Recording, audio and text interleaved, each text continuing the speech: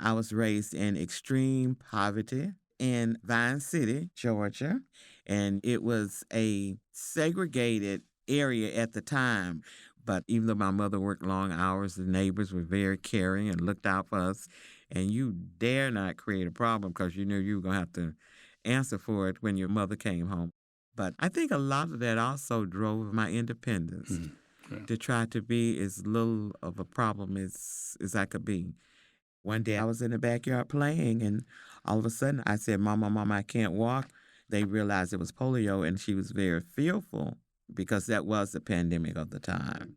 When I was young, a little girl, I had the full length iron brace, and I wore the high top Oxfords. And those aren't real stylish shoes. Those are not stylish at all. They look like military boots almost.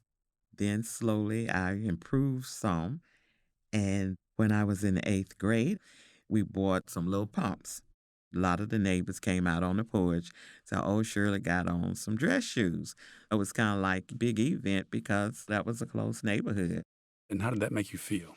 It made me feel that I had a little bit of control over my situation, considering I couldn't control the fact that I did have that disease. Mhm.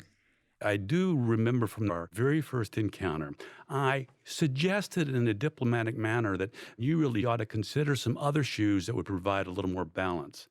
Well, I heard in no uncertain terms that those shoes were not going to be changed.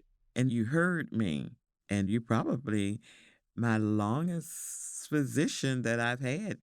I wanted people to see more than just my disability. Right. I wanted them to see a whole person and a stylish person, a person with a happy spirit.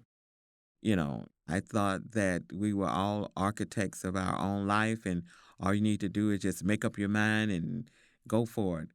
But since maybe 20 years ago, I'm not as mobile, and all those cute little shoes don't fit quite as well as they had before.